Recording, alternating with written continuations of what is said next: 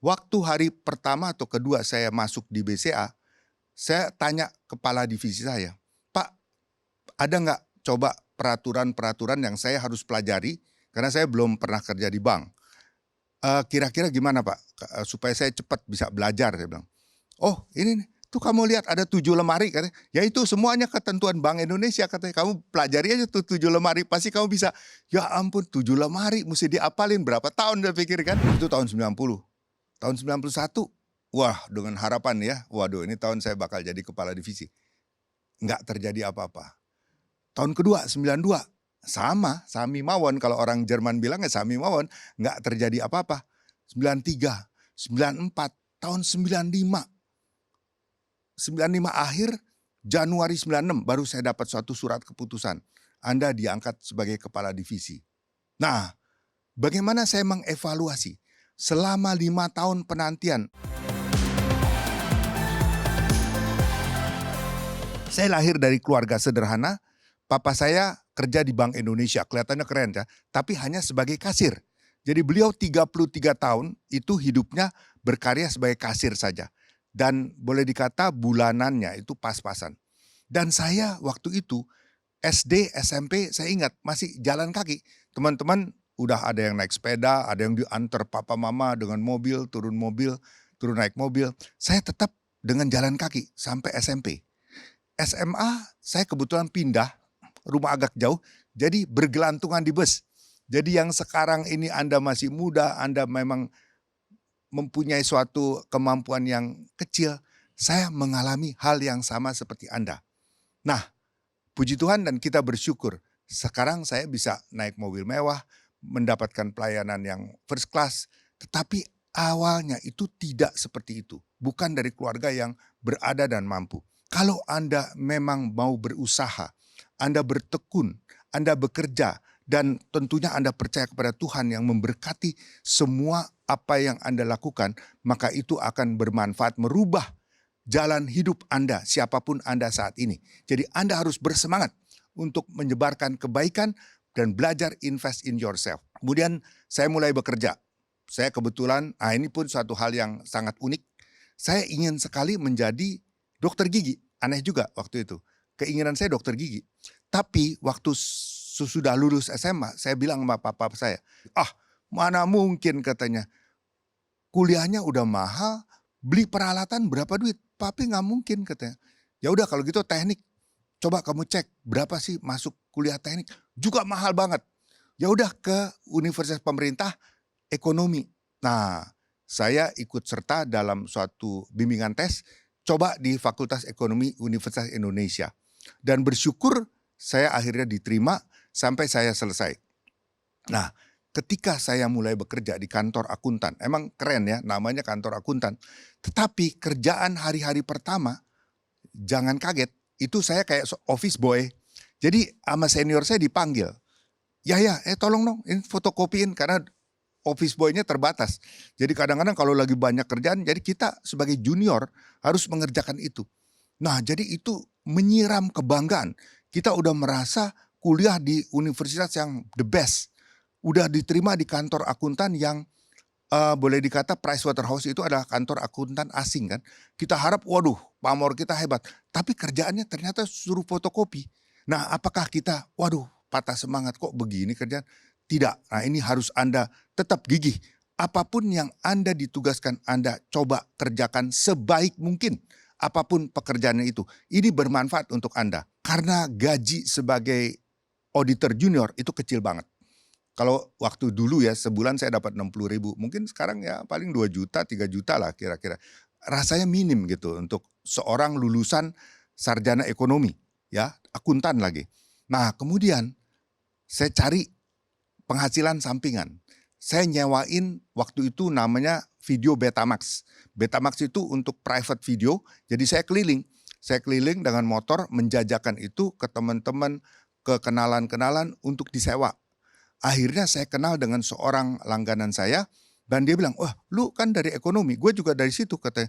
Gue direktur di Kalbe Farma, gaji lu berapa? Katanya paling 50-60 ribu. Betul pak 60 ribu. Ikut gua katanya di Kalbe Farma langsung no peceng. Waduh saya pikir Kalau kerja setahun demi tahun paling naik 20%, dari 60.000 mau berapa gitu, berapa tahun perlu. Ini langsung ditawarkan. Nah akhirnya saya pindah ke Kalbe Farma. Setiap tahun saya mendapatkan promosi. Tiap 2 tahun saya naik pangkat. Akhirnya tahun 88, waktu itu saya umur 33, saya udah diangkat Direktur Keuangan PT Kalbe Farma.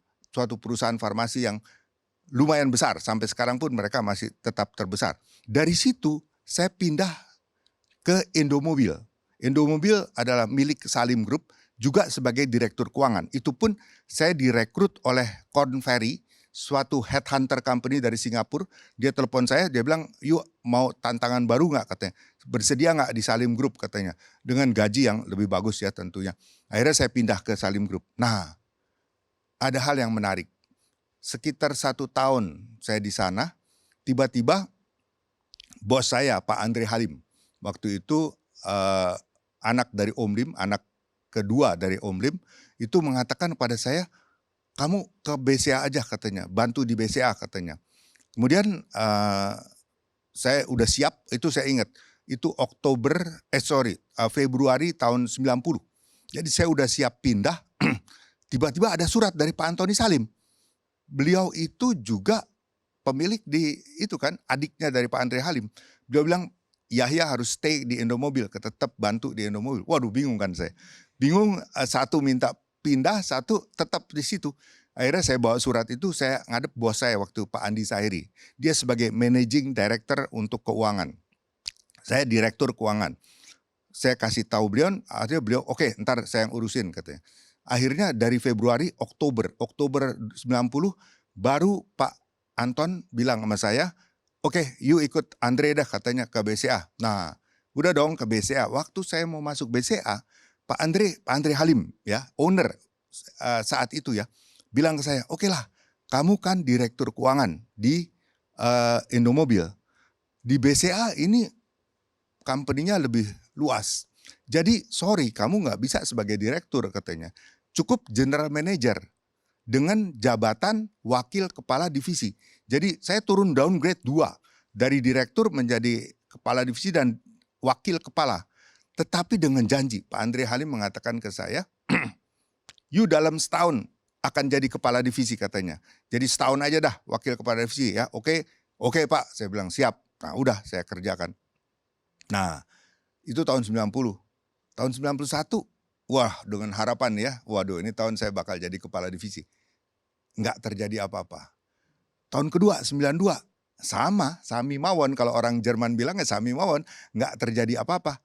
93, 94, tahun 95. 95 akhir, Januari 96 baru saya dapat suatu surat keputusan. Anda diangkat sebagai kepala divisi. Nah, bagaimana saya mengevaluasi? Selama 5 tahun penantian, apakah patah semangat, jadi lesu darah, apakah uring-uringan, cari pindah kerjaan tempat lain gitu? Enggak. Waktu itu saya pikir ada benernya juga nih gua lama. Time to learn. Karena apa? Sebelumnya saya direktur keuangan, tapi itu di korporasi. The other side of the coin is bank.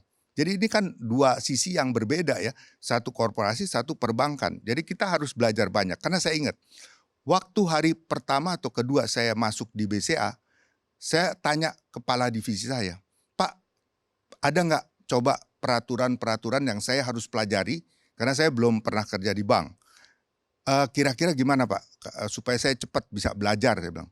Oh ini nih, tuh kamu lihat ada 7 lemari katanya. Ya itu semuanya ketentuan Bank Indonesia katanya. Kamu pelajari aja tuh 7 lemari, pasti kamu bisa. Ya ampun 7 lemari mesti diapalin berapa tahun saya pikir kan. Tetapi saya ambil hikmahnya bahwa oke, start untuk pelajari sedikit-sedikit. Jadi 5 tahun itu sangat berharga buat saya untuk invest di diri saya. Belajar. Belakangan sesudah saya diangkat menjadi kepala divisi, saya baru sadar. Kalau pada tahun 91 saya dijadikan kepala divisi, saya jadi bos tapi nggak punya fondasi, nggak punya pengetahuan cukup, nggak belajar. Nah 5 tahun itu memberikan waktu kepada saya untuk bisa belajar, mendalami. Dan yang kedua, yang penting adalah bagaimana saya menjalin networking. Ilmu itu penting. skill itu penting. Belajar university itu penting, dikejar. Tetapi bukan begitu S1 selesai, mau kejar S2, mau kejar S3, S4, S5, nggak tahu sampai S berapa gitu, salahnya makin banyak kan, S-nya makin banyak gitu kan. Nah, nggak begitu. Cari pengalaman, cari teman. Saya 14 tahun sebagai presiden direktur di BCA. Sekarang baru belajar menjadi presiden komisaris. Itu 70% kalau saya boleh kata adalah karena networking, karena relationship. Kita dekat dengan orang, gampang berteman. Saya lulusan accounting. Kalau Anda tahu accounting 30 tahun, 40 tahun lalu kan sama-sama aja, nggak ada sesuatu yang hebat, yang istimewa, ya accounting gitu kan. Tetapi dengan networking yang saya ciptakan itu sangat membantu kehidupan saya. Jadi saya waktu itu sesudah menjadi kepala divisi merasakan sekali, kita harus sabar, harus tekuni segala sesuatu, harus belajar untuk invest di diri kita sendiri, terutama anak-anak muda. Anda punya pengetahuan hebat, tapi jangan salah, di dunia ini apa yang Anda miliki itu hanya secuil saja. Saya sendiri sampai dengan umur 70 masih belajar terus. Itu belajar itu nggak ada habisnya. Dan itu membuat salah satu sukses Anda untuk bisa terus ke depan. Ya, sekarang ada hal yang menarik yang mungkin saya bisa sampaikan adalah mengenai tadi mengembangkan networking. Pertama adalah bahasa tubuh. Ini adalah membangun simpati, membangun create suatu hal yang positif dalam bentuk perkenalan. Juga penting adalah humbleness. Kenapa saya bisa saat ini setiap satpam di BCA kalau saya datang itu saya kalau mereka selamat pagi Pak, selamat pagi, dan bukan selamat pagi, pagi gampang kalau mau gitu ya, kita bos kan siapa yang kita lihat tatap mata kalau perlu dia bilang selamat pagi sama siapapun. Try to be humble. Dengan orang-orang kita, tegur sapa kita itu luar biasa. Mulut kita ini adalah sumber. Mulut Anda baik, kita simple dengan orang, sederhana, kita bersapa baik. Orang itu impactnya besar sekali, mungkin kita nggak rasakan. Ya, jadi kalau sekarang di BCA ada culture yang ramah, dekat dengan para nasabah. Karena apa? Karena saya kalau ke cabang-cabang, kunjungan ke cabang, ke wilayah, nggak nanyain kerjaan. Saya get long, ngobrol-ngobrol, kemudian kita selfie-selfie bareng dengan teller-teller, dengan customer service, dan dengan lain-lain tuh kita happy bareng. Nah, itu menyebabkan kepala wilayah ngelihat, kepala cabang ngelihat, mereka copy paste. Jadi kalau kita datang ke cabang, waduh, lurus gitu ya, ke depan cuma nanya kerjaan, ya jangan heran mereka juga akan begitu ke bawahannya. Tetapi kalau kita membawa empati, ini sangat penting untuk membangun suatu networking. Hal ini bukan hanya terhadap customer dan terhadap orang lain, juga terhadap karyawan. Bagaimana saya menanam empati. Jadi di bawah saya sekarang ada 58 divisi, 58 kepala divisi, ada 12 kepala wilayah. Jadi ada kira-kira 60-70 orang ya. Nah, itu setiap mereka ulang tahun, saya kirimkan bunga dan kue kecil. Nah, ada beberapa orang yang pertama kali waktu mereka promosi dapatkan itu dari saya, datang telepon saya, Pak ini pertama ada orang dari Tapanuli datang ke tempat saya khusus. Dia bilang, Pak this is the first time in my life, pada waktu ulang tahun saya dapat bunga Pak katanya. Nggak pernah seumur hidup katanya. Nah, ini berbekas. Itu menyebabkan ya BCA secara berkembang luar biasa. Karena memang mereka bekerja, kalau saya dengan pengetahuan saya nyuruh orang untuk bekerja, nggak akan sebagus daripada mereka teamwork. Nah, teamwork juga salah satu yang penting. Berulang-ulang saya mengatakan, untuk teamwork itu perlu persaingan. Jangan lupa, perlu persaingan. Tapi cara bersaing itu yang sehat. Saya ambil, kenapa saya suka berenang tiap seminggu 6 kali, 5-6 kali saya berenang pagi. Dan saya suka golf. Teman saya Pak Joni Taslim main golf. Karena golf itu kita harus cepat-cepat ke lubang masuk, dia menang. Kita menempa diri. Kalau saya kalah sama Pak Edi, saya harus belajar bagaimana menempuh saya supaya lebih bagus lagi, lebih bagus lagi. Contoh, dalam hal ini ya, KPI itu penting. Di mana-mana orang cari KPI. Tetapi di BCA KPI ada, tetapi rewardnya itu nggak terlalu beda-beda banyak. Kenapa? Karena kalau semua orang ingin the best, ingin paling hebat, maka teamwork hilang. Tidak ada kerjasama lagi. Karena saling mau bersaing. Jadi ada silo-silo. Mereka membentuk silo dan tidak menghasilkan sesuatu yang positif. Nah, ini sangat berbahaya bagi kelangsungan hidup suatu organisasi, suatu tim. Sebab itu teamwork itu kuat. Ada satu hal yang penting dalam memberi penghargaan tim leader. Kalau anak buah Anda memajukan usulan-usulan yang bagus Anda terima, tetapi Anda harus sebutkan sumbernya. Dia bangga sekali. Jangan kita take over. Wah, ini saya yang menemukan. Padahal itu dari anak buah. Ini salah. Anda harus sebut ini dari dia.